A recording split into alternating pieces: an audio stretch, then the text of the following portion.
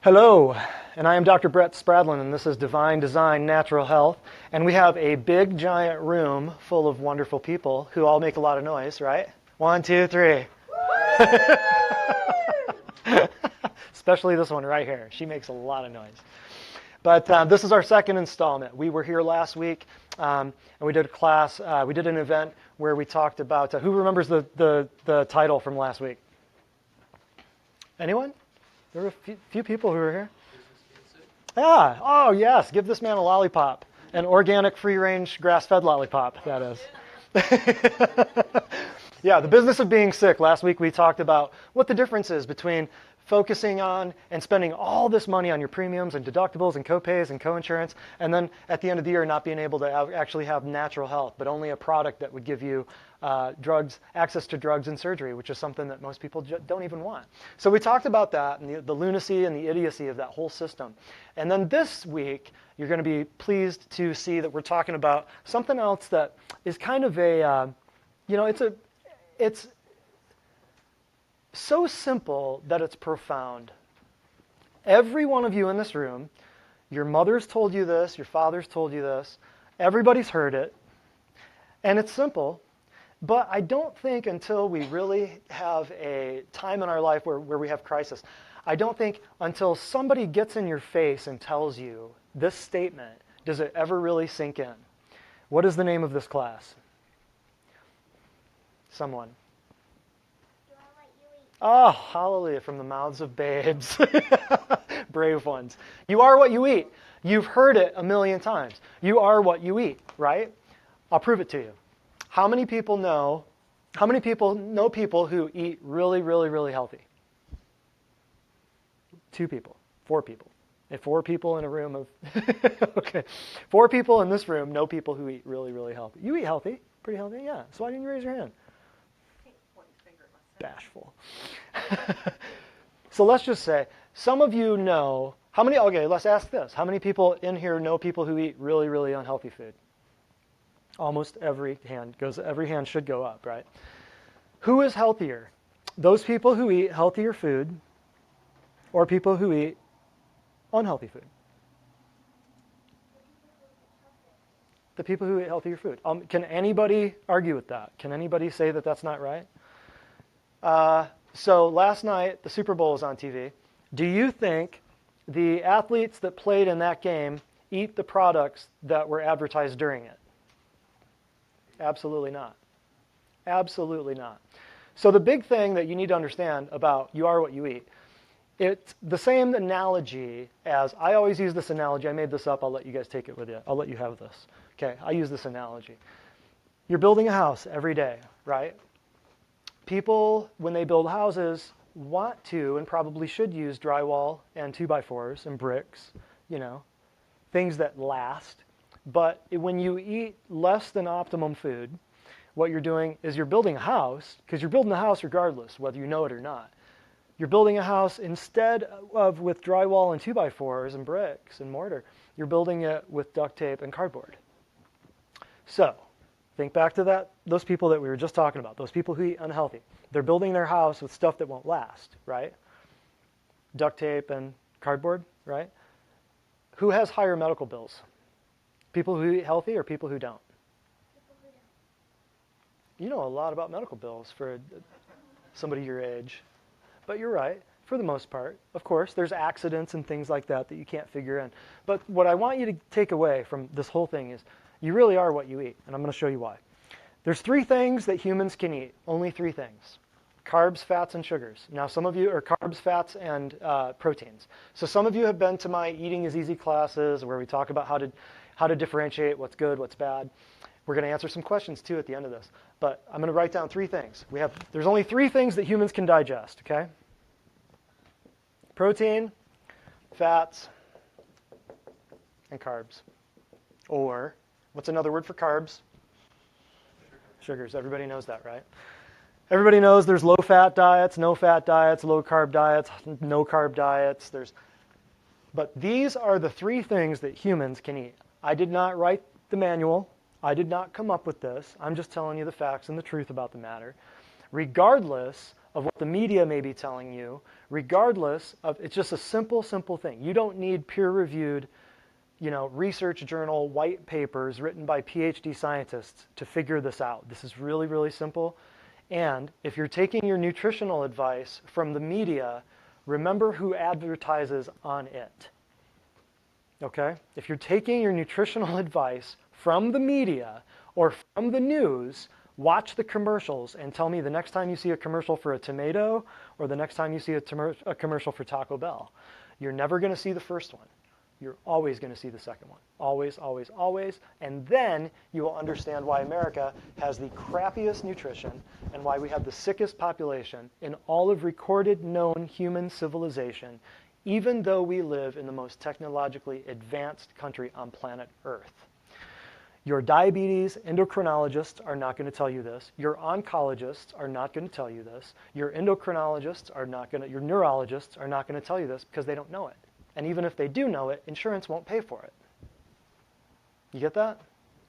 3 things that you can eat. 3 things that you can eat anything. You can eat nails, you can eat concrete and stones, but there's only 3 things that you can actually digest.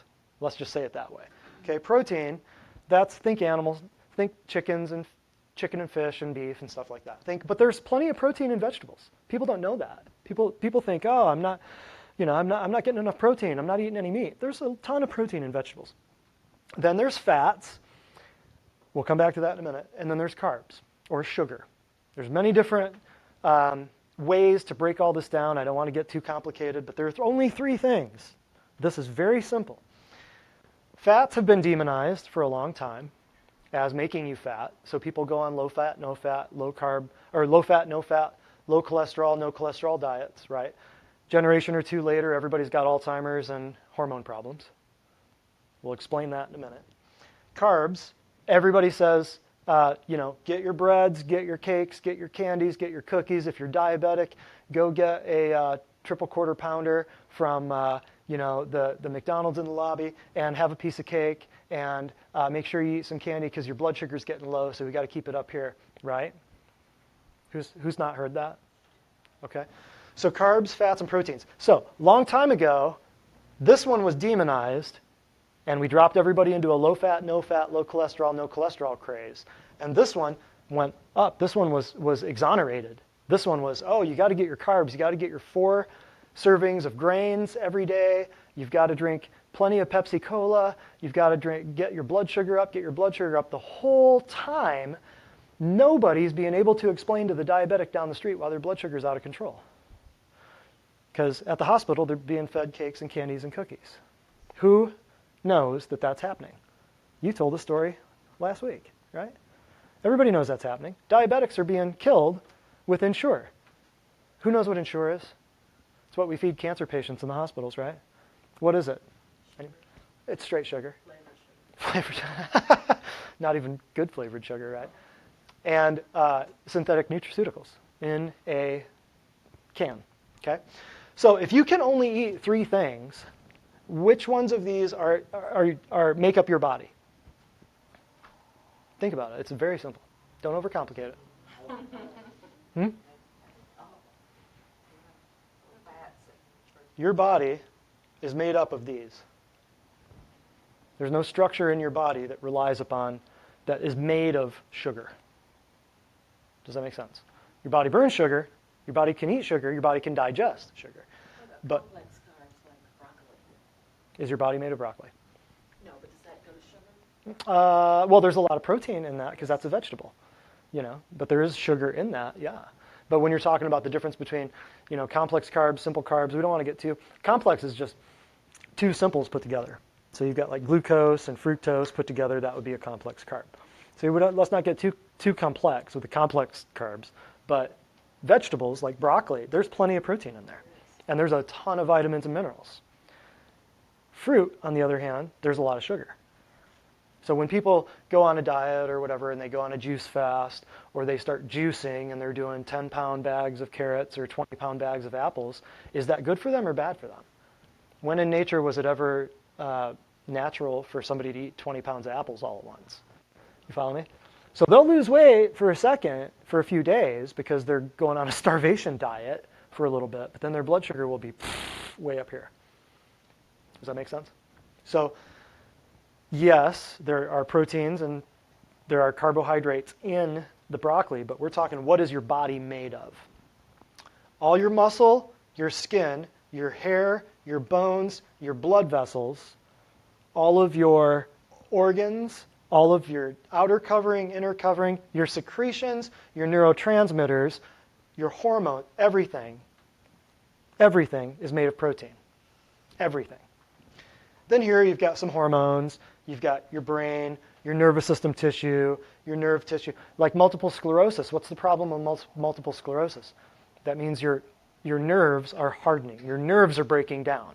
Your nerves are made of fat, right? Alzheimer's disease, your brain, Parkinson's disease, your brain. All of this is fat. Your brain is basically made of fat.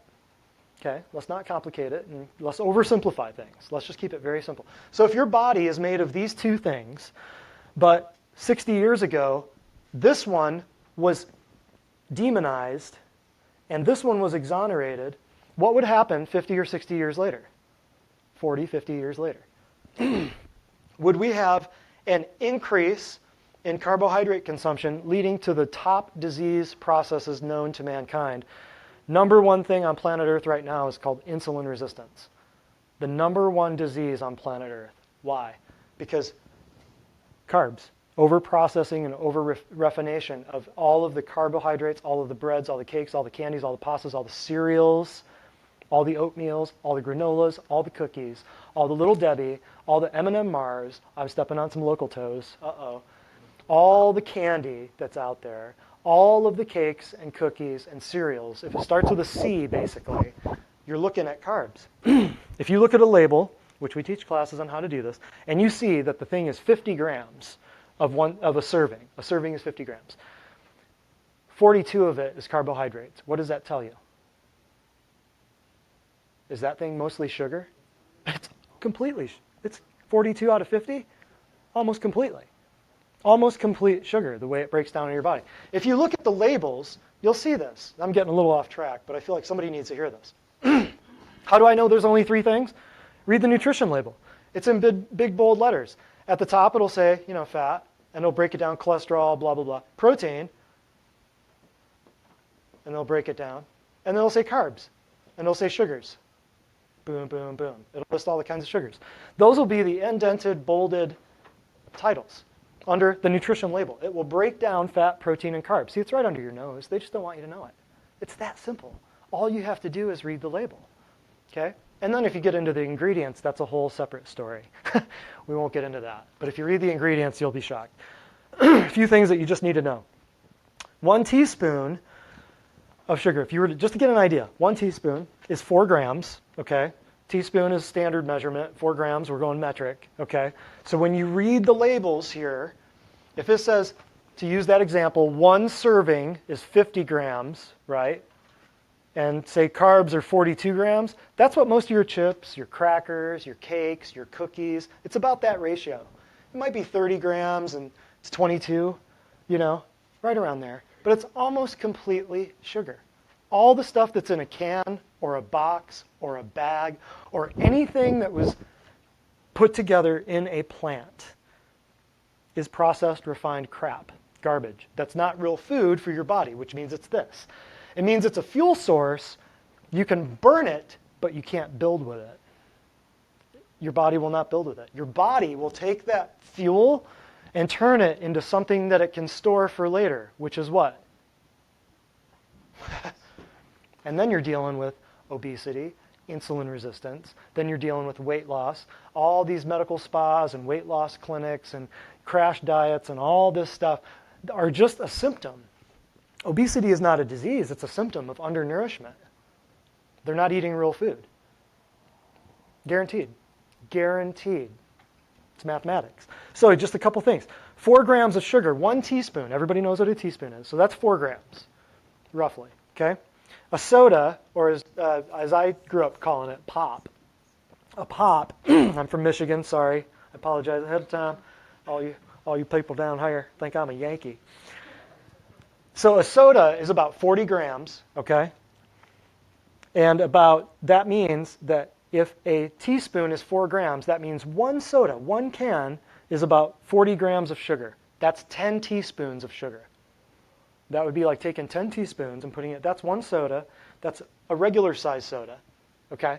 But how many people drink only one? If you go down to the gas station, you get the 40-ounce big gulp, or the 60-ounce big gulps for 99 cents with a refill, 69-cent refill, right? How much sugar are people really consuming in a day? And we don't know why our blood sugar is out of control? Seriously, nobody's going to tell you this. So cancer, heart disease, Alzheimer's, hypertension, obesity, diabetes, digestive problems, autoimmune problems, neurodegenerative problems, all of this stuff, dental problems. Think about all of that. I'll say it all again. Cancer, heart disease, stroke, diabetes, hypertension, obesity, Alzheimer's, Parkinson's, neurodegenerative diseases, multiple sclerosis, just like I mentioned, right? Dental problems, digestive disorders, Crohn's, celiac, irritable bowel, chronic fatigue, fibromyalgia, all of that. Guess where it all starts? In your refrigerator. Really, in your grocery cart. So we'll tell you how to get rid of that. We'll tell you how to drop that off at your neighbor's house. How's that sound? Carbs, fats, proteins. There's so much misinformation about all of it. Insulin resistance, we already covered. What is insulin? Insulin is a hormone that turns the key in the lock of your cells and then allows sugar to come in.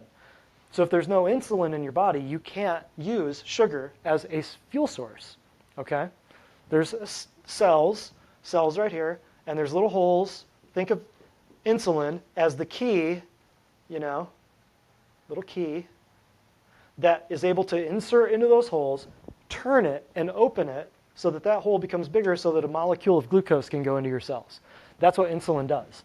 So after a while, though, these little receptors, these little keyholes on your cell get burnt out because insulin plugs in and pulls out, and plugs in and pulls out. So you have insulin resistance, right? Because your body is now resistant. Your cells are now resistant to that key. Your cells are resistant to insulin. So you have insulin resistant diabetes mellitus or mellitus, right? Insulin resistant means you can produce insulin, but your body is resistant to it. Your body is resistant to your own insulin because so much sugar, this transaction of key going into turn the knob, has happened so many times, your body says, I'm done, man. This insulin resistance thing, I can't handle it anymore. Insulin resistance, think of this. It's the same thing as opioid addictions. People don't want to think that, but it is. In order for that same opiate to decrease pain the same level, you have to take more of it over time, correct? Anybody know what I'm talking about? Same thing here. It's the same exact process in a different place, in a different part of the body. It's the same exact thing. You're having opiate resistance. Over time, you're going to have to take more and more and more. The prescription drugs are too expensive, so you go on the street and buy heroin because it's cheaper. That's where we're at in America right now. That's what's going on with the overprescription of opioids, the narcotic epidemic that's going on right now. I get off track. Suffice it to say that we're dealing with insulin resistance. That's what that is. Because your insulin influences your blood sugar. Now, if you go to your doctor and the doctor says, your blood sugar is high, what does he mean? Your blood glucose, the glucose in your blood is high. What do they do for that? They give you insulin. You should see a problem with that right now. You got it. I think you got it. Somebody just got it. I felt that. Yeah, right. Your blood sugar is up here, right? High blood sugar. Fasting blood sugar. Fasting blood sugar. Now, the only way to get that blood sugar down so you don't go into a coma, well, there's two ways. One way, the medical way, is to give you insulin, right? Which then will decrease, which will then turn the key in that hole of your cell membrane and allow all that sugar to go rushing into your cells. So then, of course, your blood sugar will go down, right? But what did we just do? Insulin is a very, very, very powerful hormone. It's a hormone. It's not a drug. It's a hormone, right? What did we just do? We just artificially increased your amount of insulin so that it would get rid of your fasting blood sugar. But what's the only other way that you can get rid of fasting blood sugar? Where does your blood sugar come from? God, I'm amazed. I'm amazed. Yeah, so many people. I'm amazed. I ask this. I have dozens of people I ask this. Where does your blood sugar come from?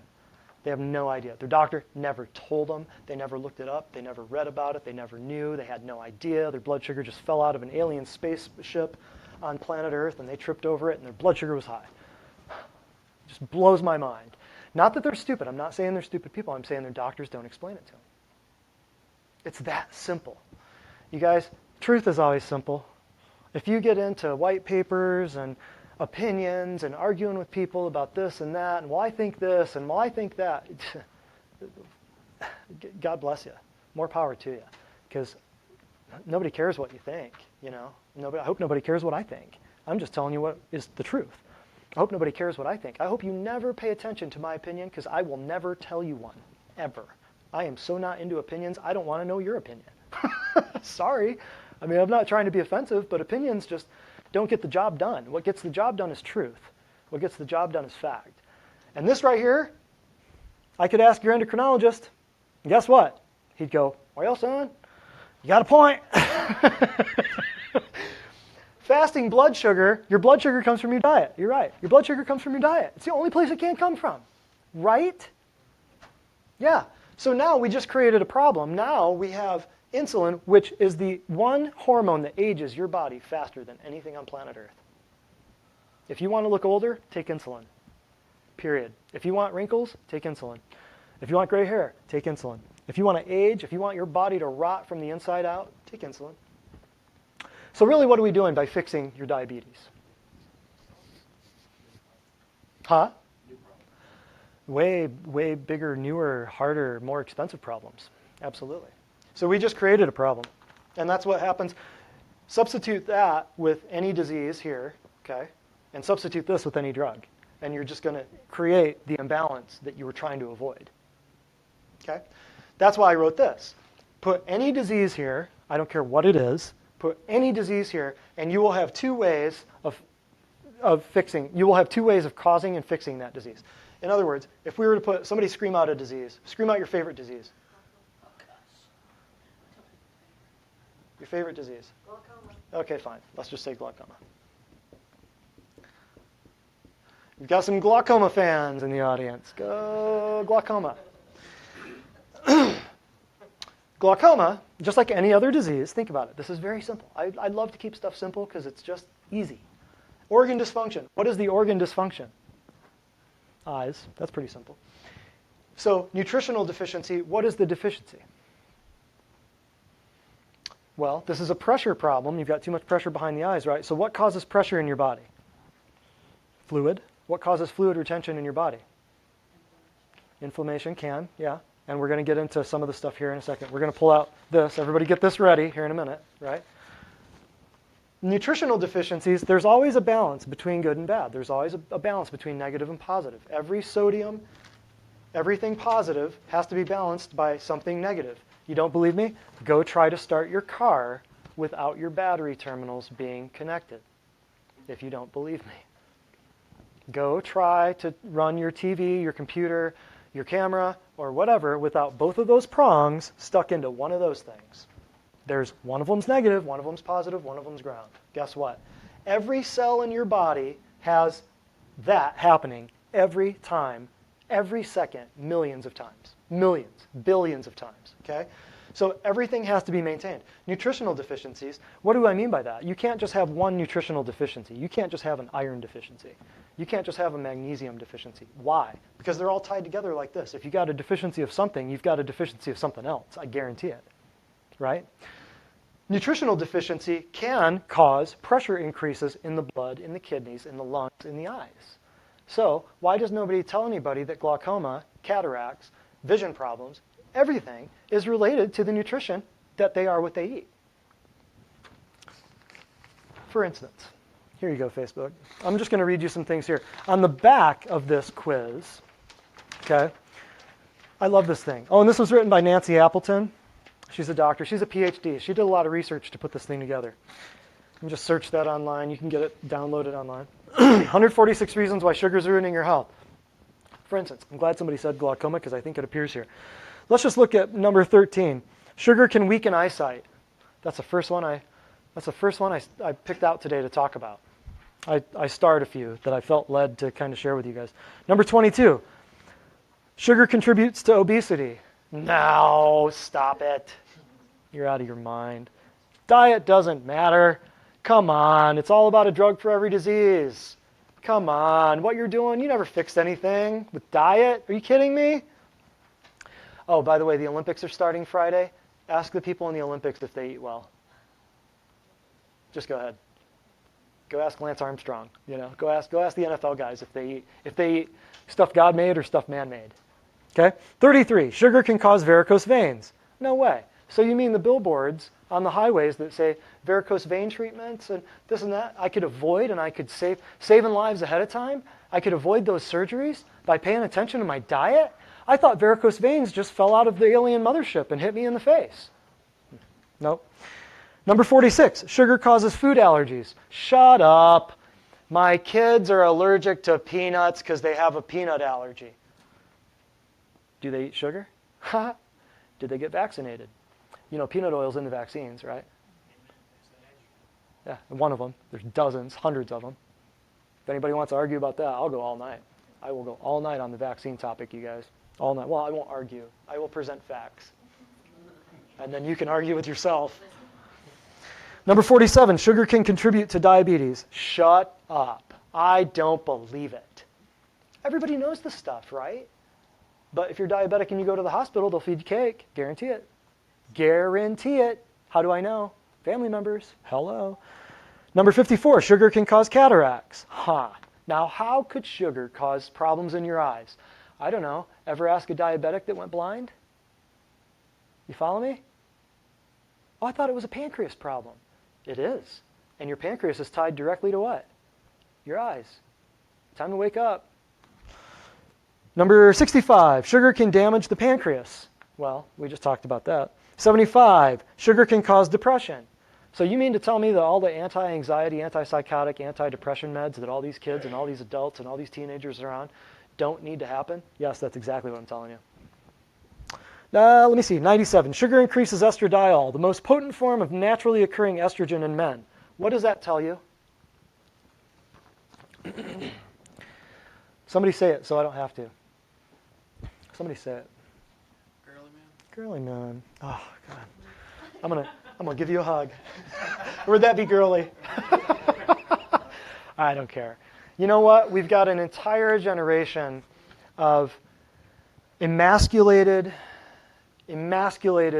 males who act like, talk like, and appear to be very, very feminine. Would anyone disagree with that? Right? Who would think for one moment that sugar for the last 40 or 50 years would have done that? Who would think? But we all know it's there, right? Oh, I get to answer that. She answering her phone or playing a video game? She's playing Galaga on that thing. She's playing Space Invaders. I get to answer that when you get back. Yeah, she won't come back. I should have given the caveat. If your cell phone rings in this room while I'm teaching, I get to answer it and tell them where you are. That'll stop them, won't it? So sugar increases estradiol. So that's the most potent form of naturally occurring estrogen in men. Who would think? But is it true? Absolutely. Prove it to you. Prove it to you. Here's a PhD level research scientist telling you that the research is there. It's right there under your nose. Are they going to put that on CNN? Are they going to put that on TV? No. Why? Because during commercial breaks, guess what's being advertised? The stuff that's causing it, right? Okay. 102, sugar can exacerbate PMS. You mean to tell me that all of the birth control pills that the doctors put the 9-year-olds on for early menstruation and pain and headaches and migraines, we could eliminate a lot of that or decrease it entirely or cut it entirely just by changing their... Well, yeah, but isn't that inhumane to not feed my kids Skittles and Snickers bars? No, I think it's inhumane to keep your kids on drugs for their entire life. That's inhumane. You gotta be their parent, not their friend. Teach them to eat right so that they can actually live through 12th grade nowadays, right? Okay, 102, sugar. Oh, I already read that one. 107, sugar can worsen the symptoms of children with ADHD. I won't even beat that dead horse. 119, in juvenile rehabilitation camps, when children were put on a low sugar diet, there was a 44% drop in antisocial behavior. Crazy. But in prisons, they eat better than they do in the nursing homes. You all know that, right? Yeah. They won't give them sugar. Why? Because they know this. But they'll feed it to your kids in the cafeteria. Okay? Sugar dehydrates newborns. Never mind that we've got all the, congenital anomalies and every debilitating childhood sickness and a higher infant mortality rate than 98% of the known populated continents of the world. Never mind that, but sugar can dehydrate newborns, right? Sugar has nothing to do with the epidemic of pediatric cancers. Okay, sugar causes constipation, 134. 140, sugar can be a factor in asthma. How many of these are multi-billion-dollar industries right here? And 144, sugar can cause endometrial cancer, cystic problems, ovarian cysts, fibrotic tumors. How many of you know people who had those ripped out? So I just want to cover a few more things.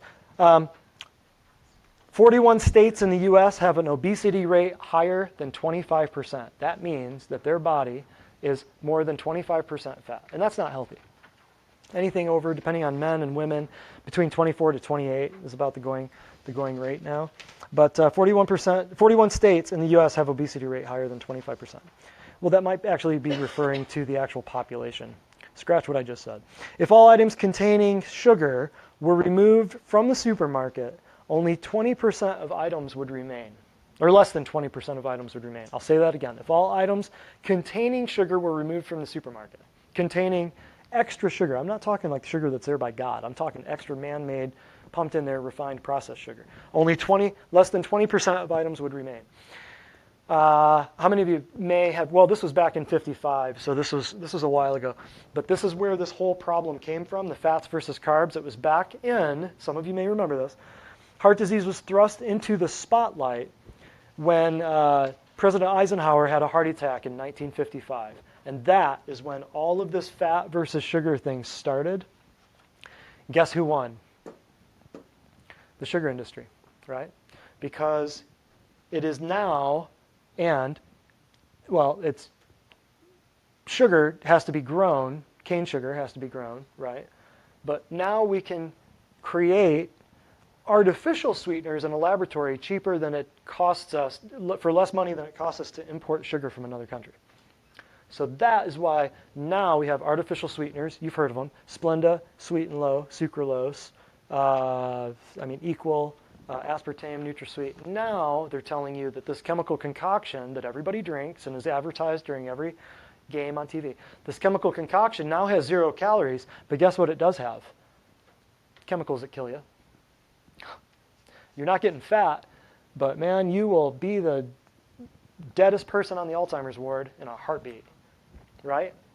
And we're wondering where all the Alzheimer's and the neurodegenerative problems are coming from. I'm here to tell you, this is what it is. In the 70s, opposing fat and sugar views resulted in sugar being exonerated and fat became the enemy. Sugar industry paid scientists and wrote the research. The risk of Alzheimer's went up since then from the 70s. 400% because of from insulin resistance because of diet. Alzheimer's now is called diabetes type 3. How many of you knew that? 2. Okay, so the opioid and the insulin resistance thing are the same mechanism. It's just a feedback loop. Receptor sensitivity goes down, and then all of a sudden the insulin is not able to turn that key. And guess what? You can't get any insulin and you can't get any sugar into those cells, right?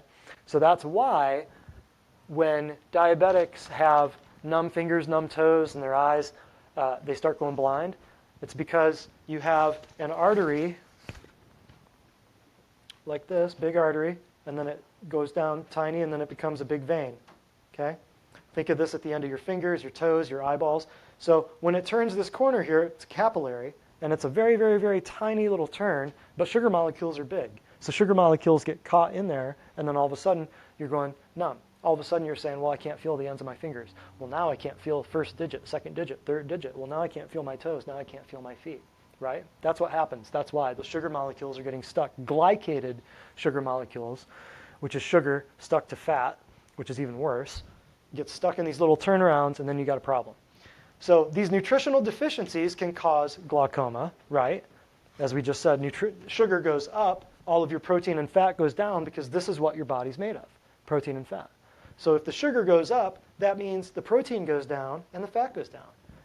If there's only 3 things that you can eat, and one of them goes way through the roof with the cake and the candy and the pasta and the noodles and the spaghetti, there's only 3 things you can eat, both of these automatically go down. How do you fix it? Cut this out. And guess what? Both of these automatically go up because there's only 3 things you can eat, right? Does that make sense? There's only 3 things you can eat. So I will lay to rest the South Beach diet, the Atkins diet, the Weight Watchers thing. I'll lay to rest every diet you've ever heard of just by saying, if you eat plants and animals, you will never go wrong. And you can even do better. You can eat clean plants and animals. Eat the stuff that's not genetically modified by man and that doesn't have a bunch of chemicals sprayed on it.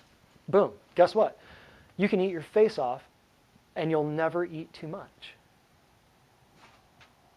Period. I'll say it again. You can eat until you want to puke, but you won't puke. Because you can't eat too much. Your body will shut off. Your hunger will go down. People who are craving are craving because there's nutritional deficiencies that are causing organ dysfunctions, causing cravings. Right? Any disease, you can put cancer, you can put heart disease, you can put stroke. Organ dysfunction just changes with the organ that's dysfunctioning. And everything over here, a nutritional deficiency, is either what's causing the organ dysfunction or the organ dysfunction is causing the nutritional deficiency. What do you mean? Good question. Say I have here liver. Say I have hepatitis, something. Organ dysfunction. If you got kicked in the liver by an angry bull, would that cause an organ dysfunction?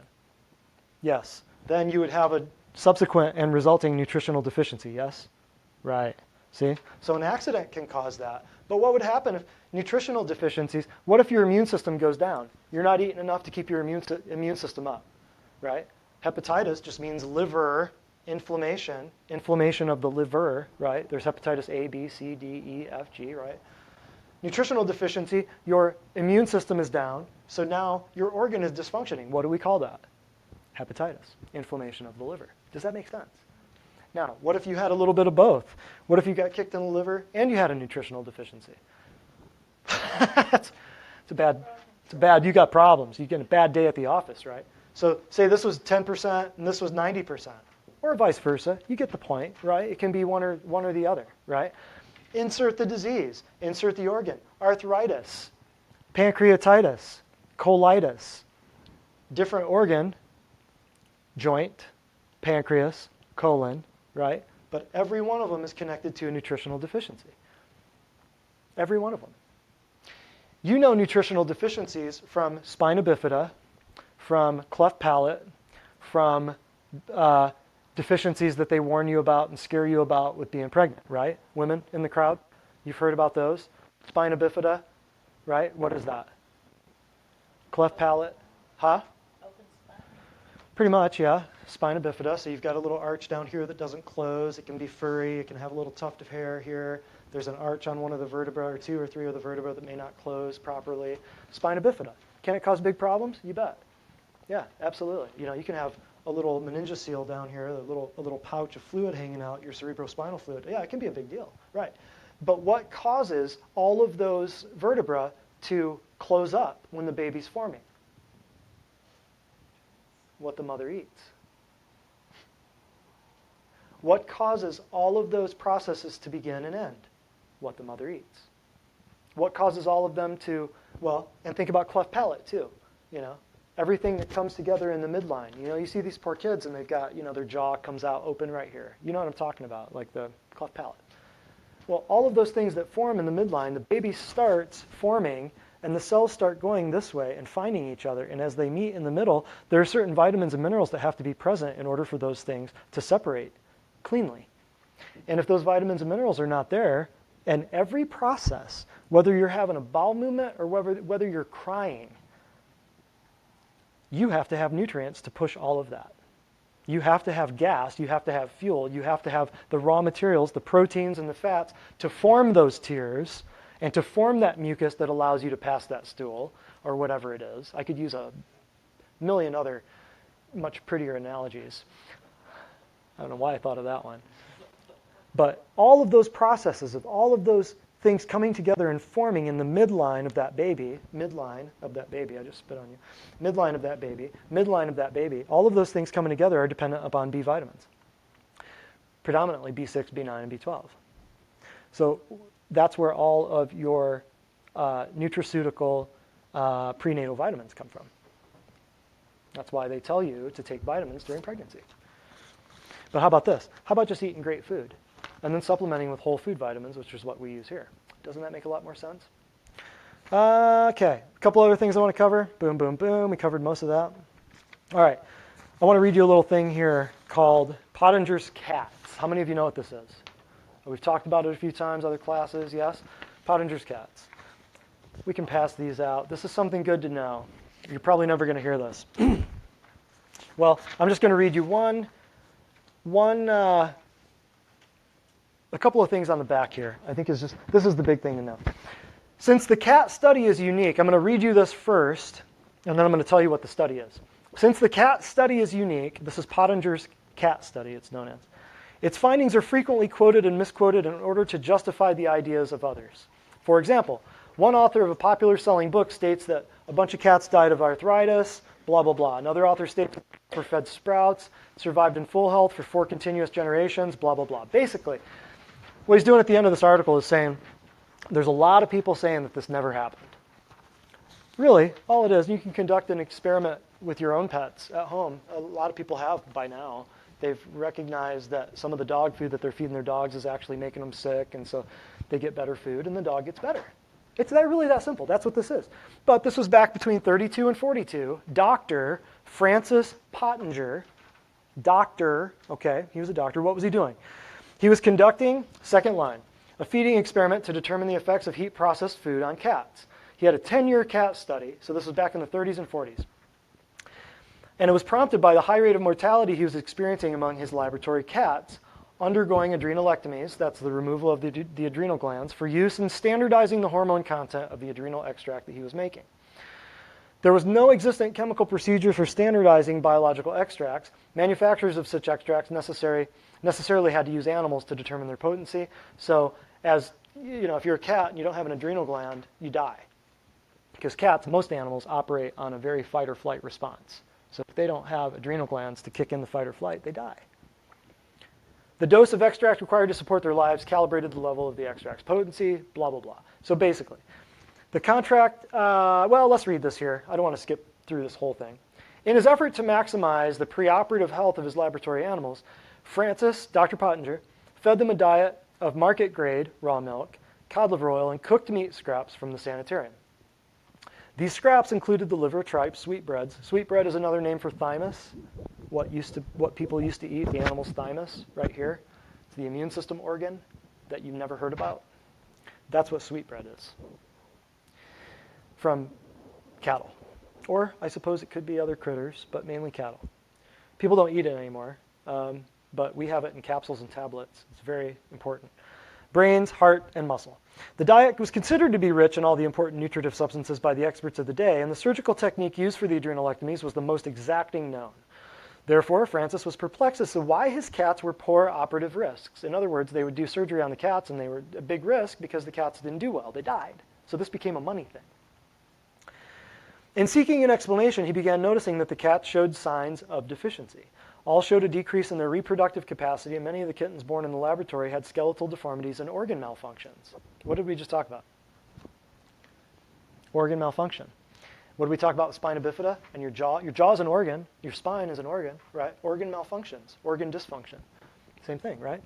As his neighbors in Monrovia kept donating an increasing number of cats to his laboratory, the and for cooked meat scraps exceeded the supply, and he placed an order at the local meat packing plant for raw meat scraps, again including the viscera, bone, and muscle.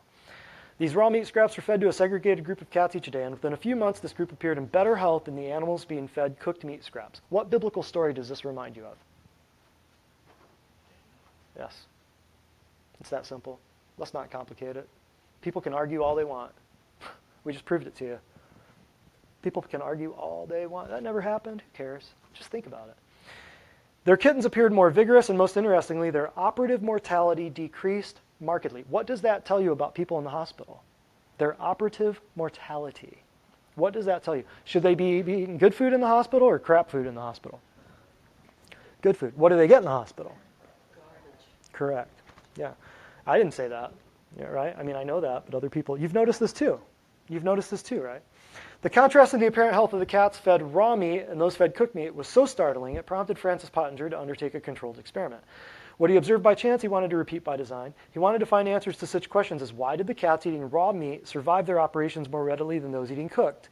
Why did the kittens of the raw meat fed cats appear more vigorous? Why did a diet based on cooked meat scraps apparently fail to provide the necessary nutritional elements for good health? He felt the findings of a controlled feeding experiment might illumine new facts about optimal human nutrition. So this cat study of Francis Pottinger is unique. There's books on it. You can go online. You can read all about it. Of course, there's going to be detractors. That's why that last paragraph is in there. There's going to be people saying, oh, it's crap. But guess what? Daniel and the three Hebrews threw down against Nebuchadnezzar in the Babylonian courts, right? Who won there? I seem to remember Daniel came out on top, correct? So, do cats cook their food or do cats eat raw food? They eat raw food. Raw mice, right? So, if you cook their milk and you cook their meat, are they getting the nutritive stuff out of it that they should? No. Humans don't have the enzymes to break down a lot of the stuff that cats eat with raw, the raw stuff. We can't break down bone. We can't break down. You don't want to be swallowing it either, right? So they have a few different enzymes, but the basic story is the same.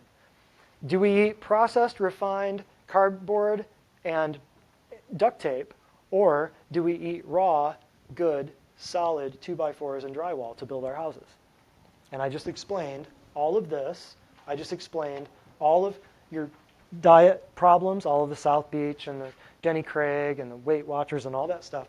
I just explained to you in an hour about how raw food, the better raw you eat, the raw vegetables, the raw stuff, you get away from the processed, canned, boxed, you are what you eat. If you eat good food, you will have good body, good life. If you eat garbage food, you will have garbage body, garbage life. Can this decrease your insurance premiums? Can you save lives ahead of time by knowing this? Can you decrease your trips to the emergency room, the urgent care centers? Can you increase your immune system? Can you live a longer life just by doing some of this? Yes. So that's what we do. Weston Price, we won't get into that. Francis Pottinger, we already talked about. Royal Lee, blah, blah, blah. That's really the big, big, big stuff. I've got a few rules. If God made it, eat it. If man made it, stay away from it. And just never let any food or any drink or any substance be your God. That's basically what we're saying here. If God created it, the dust of the earth, in other words, plants and animals, right? If God created it to fix you, to fix dust of the earth, holes in you would be problems in you, organ dysfunctions, holes in the dust of the earth, then the only two things that God pulled from the dust of the earth that I can see is plants and animals. So that's the only way to fix it. You're not going to fix it with crackers. You're not going to fix it with potato chips. You're not going to fix it with bread.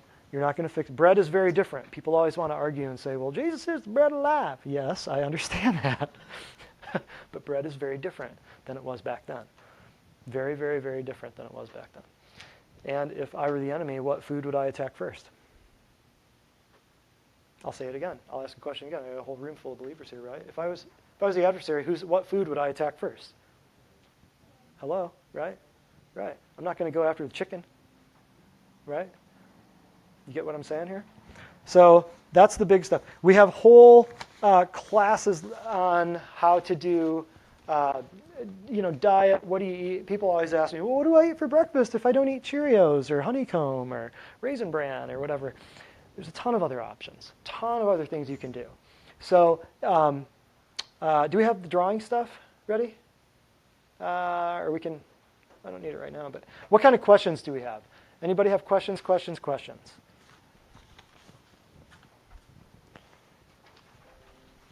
you eat? It's a good question. Plants and animals, as much as I possibly can. For breakfast? For breakfast, I do a shake. I do a protein shake. You knew this. You put me on the spot. I'll tell you right now. You know what? This is great because I'll tell you right now. This is what it is. I'll show you. You know what I'm going to do one of these days? It's going to go on the website. It's going to be on Facebook. I'm going to just do my whole breakfast. I'm going to show you. Because people seem to think that they just can't get away from the cakes and candies and pastas and cookies and cereals and granolas and stuff like that. They seem to think that they can't get away from it. But really, if you think about it, what did people eat for thousands of years when they broke the fast, when they ate breakfast? What did they eat? Bacon, ham, eggs. Eggs. Something that didn't, biscuits. Something that didn't run too fast, right? Because they were getting up in the morning. It had to be something that was pretty stationary. They weren't going to get up and go running after a deer in the morning, right? That was more of a dinner type thing after a day of hunting, right? What would they eat? They'd eat some, eggs. They'd eat plants, right? They'd eat soups. They'd eat things that they could chop up and put in soups, right? So here's what I do. I do either water, almond or coconut, or a mix, milk. I do Swiss chard. I do kale. There's 3 different kinds that are readily available pretty easily. I do beets and greens. Yes, I don't throw them out. Then I do Brussels sprouts. Brussels sprouts. What else? Flax seeds. And then just maybe a little bit, spinach. So already, what, five ingredients or whatever? 1, 2, 1, 2, yeah. So right here, green leafy, very, very robust, heavy-duty veggie. How many of you know what that is? It's just, yeah. Or there could be rainbow chard or whatever you want to do. Kale, there's 3 types. There's like red, there's green, there's lacinato, dinosaur kale, whatever. You can get whatever you want. Beets, they're awesome. Beets are one of the greatest things. You have a constipation problem? Eat a beet. Just eat a beet. Eat a beet. Yeah, eat a beet. You go eat a beet. Brussels sprouts, one of the greatest things you can put in your face, right there. Freeze them up, and then you just replace ice cubes. Flax seeds, that's fat. Very good fat, right? Put a couple teaspoons of flax seeds in there. Spinach, that's another green leafy. And then just do like a little, like a handful of, this is exactly what I do, handful of berries. This is not your main ingredient. Why? Sugar. This is just a little treat. Just a little kick in the pants. Or half a banana. If you keep your carb intake under 72, 75 grams a day, you'll lose weight. But a banana is about 60 grams. One banana. That's what I'm talking about. People just don't know this. So when they start juicing and they start doing all of this dieting, they say, I'm on this diet, I'm doing all this. I'm doing strawberry. Hey, I'm doing smoothies now. I'm doing shakes. Oh, that's great. What are you putting in them? Strawberries, banana, pineapple, blueberries, raspberries, blackberries. Seriously. Happens all the time. That's why we try so hard to educate people, because doctor means teacher, not prescriber. We try to tell people that your veggie to fruit ratio needs to be about 3 to 1. We know they're going to fail, but it'll still be a 2 to 1. Right? You want at least a 2 to 1, but we tell them 3 to 1 just to try to get them to put more, put 3 times more veggies than you do fruit. And your body will start coming online like you've never seen it before. Oh, and I left out, I do carrots. About protein powder. Oh, yeah, I left that out. Yeah, and protein powder, yeah. And how long does it take me to make this? This Minutes.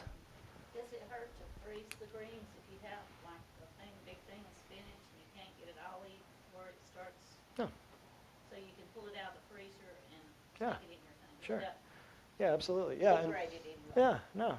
Putting an avocado thing in there, giving some really good fat too. Yeah, you could. That's why I put this in here. Yeah, but I like avocados fresh, you know. I like to, and it'll froth it up quite a bit. If you put a whole lot of fat in there, it'll froth it up. So I try to keep it pretty lean. But yeah, protein powder, because then you're doing plenty of protein, plant-based protein most of the time. I'm on a whey kick right now, so I'm doing whey protein, which is just, What about pea protein?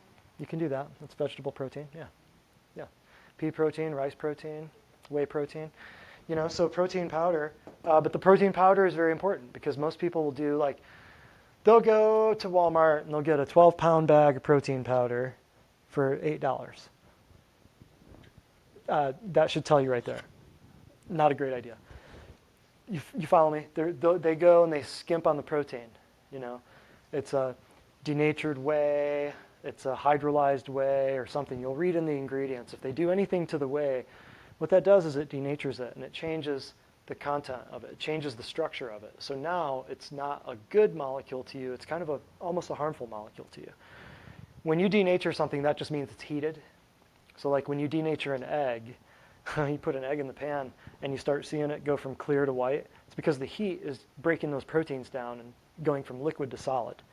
So when you have a denatured whey protein, that means that it was heated above body temperature. So guess what? You need a protein powder that was never heated above body temperature so that the whey, or so that the protein is not denatured. And it will say that by saying undenatured whey protein. There's only about 3 or 4 kinds of protein out there that I'm a fan of. Everything else I've run into is just lots of chemicals, lots of artificial sweeteners, lots of just crazy stuff. A lot of stuff at the weight working out, bodybuilding places, a lot of that stuff is chock full of chemicals. I'd stay away from that. Super cheap, and that's why. Yes, ma'am. Have you heard about Shakeology? Shakeology sounds familiar. Beach protein, beach body, Shakeology? That sounds familiar. That's the kind of protein? Yeah. That sounds familiar. Somebody's told me about it, I think. It's probably where I've heard of it. So raw Don't know much about it. Huh? So raw protein. The one I get is raw. It's not denatured, it's raw. Is that the name of it? It's like Garden of Life, raw protein. I'd have to look at it. Yeah. Could be good. Could be good. But really, one good thing, too, a great thing that we do a lot of times is we test people for proteins. Like your body may not like rice protein, you know, maybe causing problems for you. We can test you for it and figure out, is it rice, or would your body like whey, or would your body like pea protein better? There's ways to tell.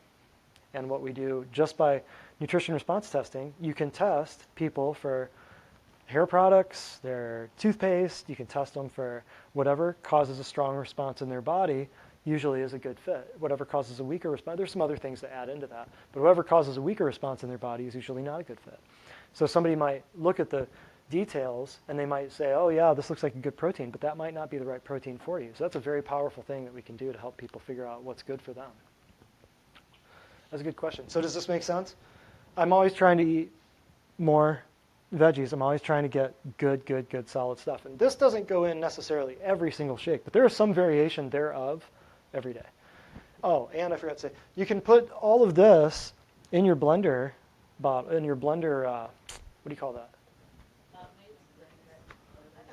The thing that goes on the thing. The thing. Yeah, whatever, the jar, the blender thing. The thing that goes on the thing.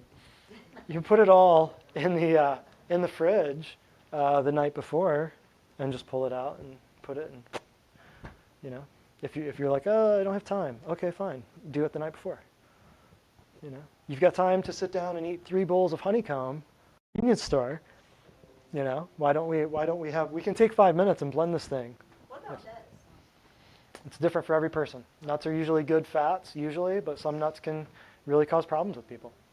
So yeah, and that's another thing that goes along with why we watch what's going on with everybody's diet, why we watch what they're eating. We can test them and figure out, hey, is this a peanut thing that's hurting you, or is this an almond thing, or a cashew thing? Maybe your body just doesn't like it. I don't know how many times it's happened that we've had somebody that they're doing great, and then they eat something, and they don't know what it was. They wrote it down. We traced it back into the food log and figured out what it was. And then we test them for it. And we say, well, bring some of that in, or we've got test substances here that we can use, and we'll test them for it, and we'll show them objectively. We'll show them this is where you're at right now, okay? And we just hold on to this. This is what you're eating.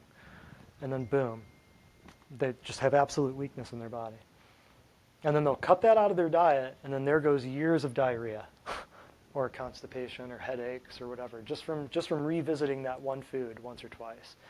But how would we ever know that if we didn't have it written on their food log? How would we ever know that if they didn't communicate to us that they ate that on Wednesday night and they woke up on Thursday morning with a migraine that was splitting their head in half? How would we ever know that? Crazy, huh? So does this, any questions on any of this? Yes? Yes, David Facebook. Morrison said avocado, zucchini, coconut oil, lemon, question mark. Avocado, yes. What about? Zucchini, Yes. coconut oil, Yes. lemon. Yeah. I mean, coconut oil, you just got to be careful of who makes it. I mean, yeah, that's a good question, David. There's all kinds of, plastic jars, glass jars, unrefined, expeller press, virgin, non-virgin, whatever. You just have to be, the more expensive your coconut oil, the better, probably is a good general rule of thumb to go by. What about bulletproof? That's just, I don't know. I mean, we could get off into all the different kinds of stuff. Yeah, I got no problem with it. I mean, what coconut oil in your coffee? Well, no, it's just the name brand of the coconut oil. I don't know. Name brands, I don't know. I mean, you'd have to test it and see. There's no way. There's 100,000 of them. I don't know. But bulletproof, mainly what I'm thinking, bulletproof just means, for the most part, somebody correct me if I'm wrong, but isn't that just putting butter and or coconut oil in your coffee is the concept, right? But you're talking about a name brand. But yeah, it comes in a bottle. It's called bulletproof. Yeah, I mean, I'm sure it is. Yeah. Facebook one, Jonathan Coolbreeze Jones. Coolbreeze Jones. What's your thoughts on keto diet? Keto diet. You're forcing your body into ketosis. That's all you need to say right there. For some people, it'll work okay. For some people, it won't. But how about just eating real food and letting our body decide what to do? Because ketones, I don't want to get too technical here, but ketosis is all the rage right now because everybody wants to get there faster. It's all the rage. It's a what's the word I'm looking for? Say what? Quick fix. Well, I won't say quick fix. I'll say it's kind of a buzzword right now. Everybody, I'm getting into ketosis. It was like CrossFit was a few years ago. You know what I mean? So it can be, could ketosis be okay for somebody who's eating crap food and they're on 27 meds and they're on their deathbed? Hey, it might help them. Would it be something that I would want them to do long term? Absolutely not. Absolutely not. No way. How about just eating real food and stop trying to mess up the process? So depending on where they're at in the whole paradigm of their health, where they're at on that wave of going up or going down, it can help. But you know what? Jenny Craig and Weight Watchers can help people too, but I don't recommend that. If we get them off the Diet Coke by doing a Weight Watchers diet, I'm all for it for a certain amount of time. And then we'll get them on something good. So forcing the body to go into a process is never advisable for very long at all. I'll just say that right there. It's better than nothing, but I wouldn't start there. Yes. I have a question. I've been hearing lately, especially, there's been more of outbreaks of MRSA in little children at daycares, and staff has been just really running rapid. And what can we do to nutrition? Do you think nutrition would help? I know nutrition would help. Yeah. Keep your immunity high? Is that the right answer? Absolutely. I guess I'm answering my own question. Well, yeah. You're thinking out loud, aren't you? Well, yeah. We just talked about it because guess what you just mentioned, Lisa? You just mentioned Pottinger's cats in a daycare. That's exactly what you just mentioned. Pottinger's cats. What I didn't tell you about this is what we didn't put in this article was that after about 3 generations, Pottinger's cats, the ones on the cooked diet, were arthritic. It did mention in here that their joints were brittle and that the infertility was on the rise, but also that their immune systems were down, they had tumors, they had ovarian cysts, they couldn't reproduce, they had neurodegenerative diseases, they ate their own young, they had behavioral problems, they were very confused, they had sexual issues with each other that you normally didn't see in cats in the wild. Does that make sense? The male cats didn't look like male cats anymore. You follow me? So after a while, their immune system started going down, and then before you know it, they got cancer, heart disease, stroke, diabetes. We are in the third generation of Pottinger's cats right now. Within that third generation, that was a big deal. When did all of this refined, processed, chemicalizing, Monsanto, Roundup stuff start? Well, it started in early 1900s. Early 1900, 100 years ago. Just about 100 years ago last year, just about. Industrial Revolution and all that. So about 100 years ago, guess what generation we're in? We're in the first generation where kids are not projected to outlive their parents. The first generation in recorded history. You had a better chance outliving your parents in, ancient Israel under Babylon, for crying out loud. Yes? Mark Yeah. Casto says, what foods Oh, help detox what's up, Mark? and curb addiction to sugar? Huh, I lost you at Mark Casto. How you doing, brother? What is that? What foods help to curb? Yeah, what foods help detox and help curb addiction to sugar? Detox and help curb addiction to sugar. Okay. Little by little over time, you have to break the sugar cycle. You have to break the addiction, just like with opiates. Sugar and all this stuff has caused more problems than the opioid epidemic. It really, it's crazy to think that sugar has caused more problems than cocaine, heroin, methamphetamines combined. We're talking sugar is the most evil substance. I have a class just on sugar where we talk about a lot of this stuff. I'm kind of mixing 3 or 4 sermons together, so to speak. So it just comes with time. You can try to use stuff like stevia and things like that, natural honey and things like that. Honey that comes from the comb, not from a bottle shaped like a bear. Okay, very different, processed, refined stuff. But over time, it's not so much, Mark, that's a good question, because a lot of people have that. It's not so much like what can you use to curb your sugar cravings. It's over time, your body will start to reprogram those neuronal connections between your taste buds and your brain. I always tell people that they'll deal with 30 feet of hell just for that 4 inches of heaven, because the taste is what hooks people. I'll say that again for all the preachers out there. 4 inches of heaven, 30 feet of hell. Because they'll tolerate all the indigestion and the heartburn and the gastrointestinal pain and the bloating and the weight loss and stuff like that, just for that good little bit of cake, So it's not so much about what you can do to get rid of your body will take care of that. God's divinely designed, awesome body will take care of that. And pretty soon you'll start to notice, wait, I don't have sugar cravings anymore. I'm craving chicken, or I'm craving, man, I could really use, I'm going to go tear up a beet. I'm going to go beat up a beet. That's what I'm going to do. So you'll start to replace those cravings over time. But there are things like stevia and honey and just natural, things that are not detrimental to your body that you can use in small amounts. But I always tell people you should not try to replace sugar with something natural. You should just try to get rid of that whole craving altogether. And over time, you'd be surprised what would happen in 3 weeks. When we do a purification program, 3 weeks, but usually before we get somebody on a purification program, there's 3 or 4 weeks leading up to that. So you'd be surprised what would happen in 4 to 6 weeks with those cravings. They will go bye-bye. And he said something else? And he also asked about detox. What foods for detox? What should we do about that? Everything. Well, just right there. I could give you a whole list of here, this is good for detox, and that's good for detox. But when you get on a plan where you're eating plants and animals, your body will steer you towards what it needs. And if you understand nutrition response testing and what we do by using your reflexes to test your organs and figure out what your body wants, it'll be a much easier process. There's, as far as detox, you just got to think, if you're doing this on your own and you're at home, you're a long way away, whatever, you've got friends and family a long way away, everything that we just talked about, plants and animals, mainly plants, big, giant, cruciferous, green, leafy vegetables like this stuff here, beets. If you want to detox your liver, there is nothing better than beets. Nothing. Nothing better than beets and Brussels sprouts. This stuff. Why do you think this is what I...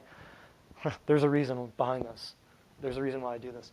So the green leafies, spinach, Brussels sprouts, beets, kale, some Swiss chard, some combo of that stuff there. Garlic is heavy duty.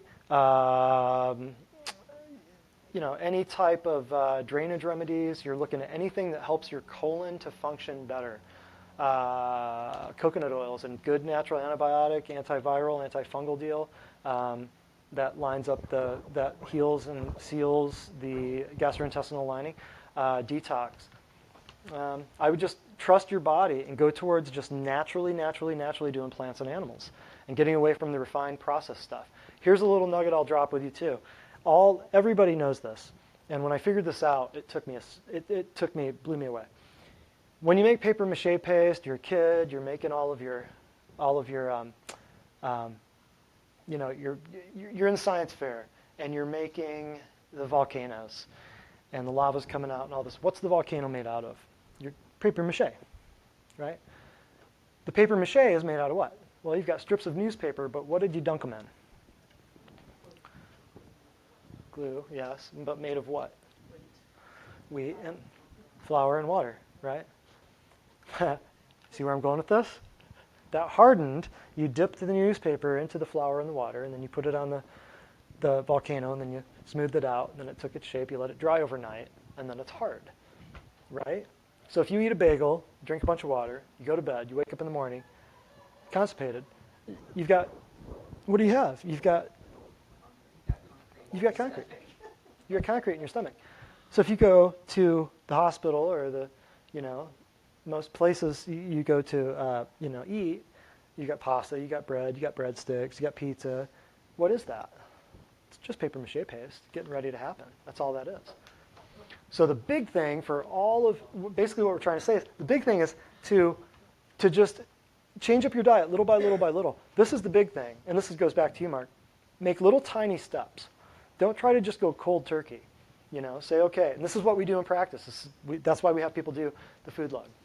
They bring in all of their stuff that they're eating. They say, here's my bag of garbage that I've been eating. Take it from me. I don't want to look at it anymore.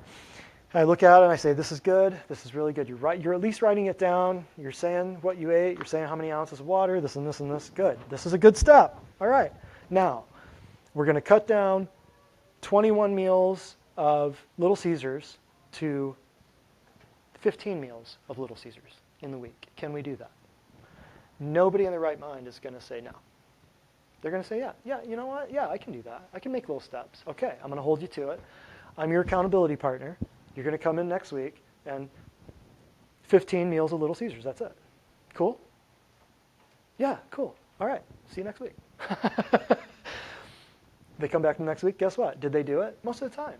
They might have flubbed up a little bit. They might have screwed up, but for the most part, nobody wants to be beat up about this. They already know what they're doing. They just want somebody to hold their hand and help them out. Doctor means teacher, not prescriber. I say that all the time. So I say that to say this. Little tiny baby steps. And over time, the sugar cravings, the bloating, the constipation will go down. It'll be a thing of the past. Absolutely. Promise. Yes? Got Brenda Gafford. Brenda Gafford. She's asking, what oil do you recommend for cooking? Coconut oil, for the most part. Yeah. Olive oil, coconut oil, but olive oil, if it reaches, I want to say 230. Somebody asked me this a couple weeks ago. I want to say if it was 200, I could be wrong on this, 230. If it goes over a certain amount of degrees, when the olive oil smokes, that means it's breaking down into bad stuff for you. I won't use all the big terminology and this and that. But coconut oil has a much higher smoke point. Yeah. Somebody may know more about that than me, but Butter is also a better option than olive oil usually. right, yeah, butter. I would agree with that. Butter is a better option than olive oil. Yeah, yeah. Although you can use, I don't know the smoke points on avocado oil and almond oil and stuff like that, but those make good stuff for your skin. Your coconut oil, almond oil, avocado oil. So oil for cooking. Does that answer your question? Coconut oil. I would look that up though. And just say, what's the smoking with the smoke point or the of olive oil? And some olive oils are going to be different. There's going to be some that stick together longer. I can't remember though. I want to say it's 230 degrees, and there's nothing that you cook in a pan or a pot or a skillet that's below 230 degrees. You know what I mean? So it's got to be able to resist that high of a heat, if I remember correctly. Do you know the smoke point? I think that you would know. You know everything. You don't know the smoke point of olive oil? Whatever. No, that was a good question though. But yeah, olive oil. A lot of people want to use olive oil, but if it smokes, that means you don't want that. You don't want that at all. It's best in like salad dressings and things. Absolutely, yeah. Olive oil is best in its natural form, and it's a liquid form. Yes, and think of that. Anytime you're putting anything on your skin, you're putting it in your body because it's absorbing. Okay. Anything else? That's good. Yes, sir. I had a question and you answered it for me with this, because 80 to 90% of serotonin is produced in your intestinal tract. Mm-hmm. And so if you do this, all this sugar, then you can see why people are going bipolar and schizophrenic and Absolutely. depressed and suicidal, because if this doesn't work, they say that your intestinal tract is your second brain. Right. Absolutely. Your enteric nervous system. So Right. this explains it to me. Right. That's why the list was talking about the 146 reasons. Sugar causes depression. Sugar causes anxiety. Sugar causes post-traumatic stress disorder. Sugar causes all this stuff that is then going to be diagnosed as a psychiatric disorder. And then your kids, your in-laws, your aunts, your uncles, your cousins, and everyone else that you know is going to be on antipsychotic, psychiatric medications. Yeah, because 80% of your immune system begins in your gut. How many of you knew that? So if you know somebody who gets resected bowel or gets part of their colon removed, or they've got Crohn's or diverticulitis, diverticulosis, they're going to have problems with depression. They're going to have problems with emotional things, behavioral things. That's why the kids are so torn up. The big thing too with the vaccines that causes one of the biggest things that it causes is enterocolitis. It'll say it right on the package insert. It'll say it right on the box. It'll say it right on. What is enterocolitis? Inflammation of the enteric colon. Enterocolitis. So that's why so many problems happen with the young adults, with the young kids. Right. So yeah, your gut. Your gut's a big deal. 80% of your immune system is in your gut. Think about it. Everything that goes into your body has to go past into your gastrointestinal tract. Tonsils, first line of defense, first thing removed. First line of defense, right? Small kids, first thing removed. The minute they swell up, they rip them out. So right into everything that's into the acidic environment of your gastrointestinal tract so it can be eaten up. Make sense? Yes, sir. That's why the Bible says, whatsoever you eat and drink, do all for the glory of God. There you go. Right. Yeah. About the only stuff you can put in your body. And you can only take one breath at a time. Right? Try to take 2 breaths at a time. I've never been able to do it. Never been able to do it. All right. Yes, good point. Yes. Yes. Well, Facebook, thank you. Hey, share, like, thumbs up, do whatever you got to do. Share this with the world. We're blowing up. We got a brand new building here in Cleveland, Tennessee. We're taking over. We're coming up on a good part of the year, and all this is true stuff. So share this with the people you care about. This is a big deal. Thank you very much. Have a good night. And we're doing giveaways. I've got a giveaway here.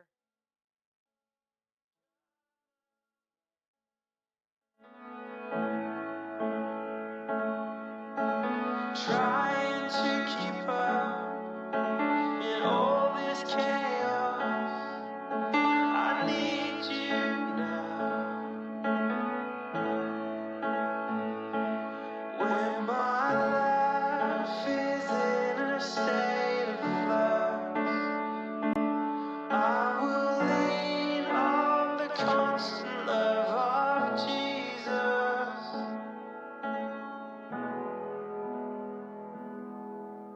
When